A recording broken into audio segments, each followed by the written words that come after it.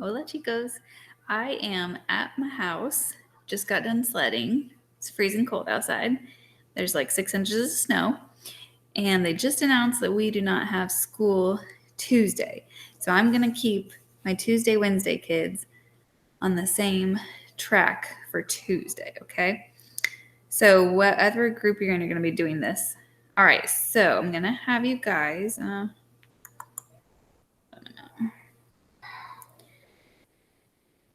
Okay, I'm going to teach you guys the lesson that I would have taught you in class, okay?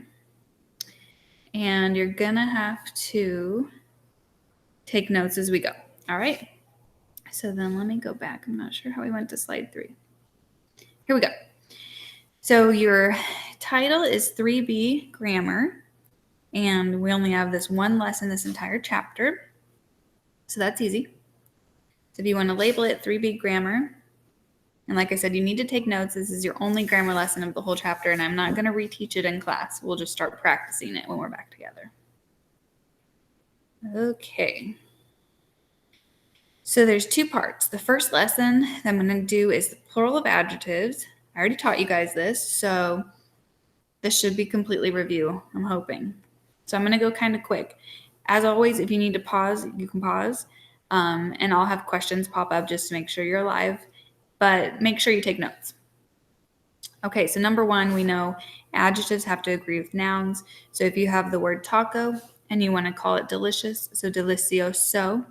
Since it's taco ending in an O, we're going to say delicioso. If you guys remember, the masculine is the O ending and the feminine is the A ending. So apparently that's the example I have. El taco es delicioso or la chica es bonita. So it all goes with the noun, which would be the taco or the chica. Okay, and whatever the noun is, that's how you pick the gender. And everything else has to match it. Okay, they also agree with singular plural. You weren't supposed to learn this till now, but I taught you guys it before, so I think you already know. So this is what this means. When you make things plural, you add an S. We've seen this a million times now. If it ends in a consonant, like relo, you add an ES. This was actually a lesson last chapter. Okay, this I've told you like 5 times now. If there's boys and girls in the same group, you go with the masculine. So if you want to say, I love, I can't think of an example now, but I want to say like, I have a taco and a pizza, then you would choose, I have them ellos. Okay, so you would not go feminine. If you have any boy in a group of girls, if there's one boy, you do masculine. Like this. Okay, here's an example. So if we have la lechuga, feminine, los tomates, plural, and we're going to say they are good, we pick the good ending based on lettuce and tomatoes. Well, since the tomatoes are boys, we go with good boy ending. Okay, hopefully that makes sense. And so this says the lettuce and the tomatoes are good for your health. So we have feminine and masculine, so I went with masculine. Okay, your the and your a or an also have to match gender number, which you've already learned this a million times, I feel like. So what would you guys do for this one? And I'll probably have a question pop up here. So the pretty girl. I don't know if I have my answers on here. I can't remember.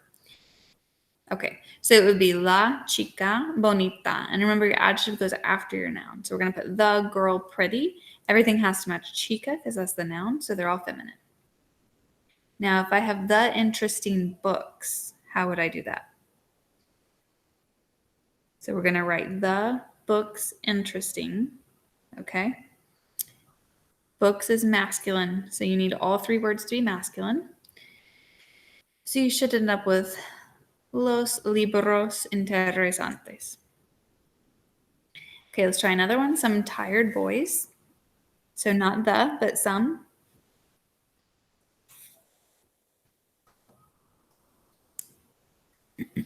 So that would be unos, chicos, and then cansados, if you remembered that word I taught you. Some serious classes. So this is one, it doesn't end in an O or A, so you just have to memorize when you learn your vocab list, if it's a feminine or masculine word. Clase is la clase, so it's going to be girl. So every word on this question should be feminine. So we should have unas clases serias. All right, so that was lesson 1. Okay, let me practice with you a little bit more. So the sporty boys would be los chicos. And then do you guys remember sporty? I don't have the answers on here apparently. So sporty, remember, is a rule breaker. It ends in an A, whether it's a boy or girl. So los chicos deportistas. Okay, a perfect teacher would be una profesora perfecta. Some artistic friends would be unos amigos artísticos. And then books and homework are fun would be libros y tareas son. And then you would say divertidos because you have plural masculine, feminine. More than one means it has to be plural. And since there's a boy in the group, it has to be masculine. So you would say divertidos. All right, lesson 2, copy this chart down. You will have a quiz on this chart soon. So copy it down perfectly here. I'm going to give you a second.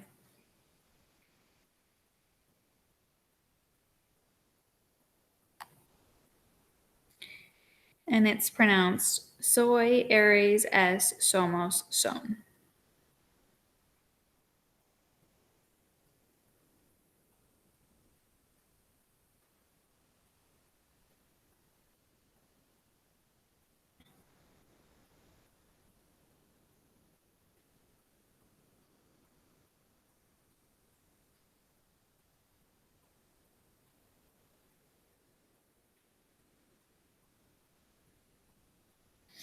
Okay, so you should have it written by now. So again, soy, eres, es, somos, son. If I want to say I am, I'm going to say yo soy. If I want to say you are, tú eres. If I want to say you, Mr. Joseph, are, usted es.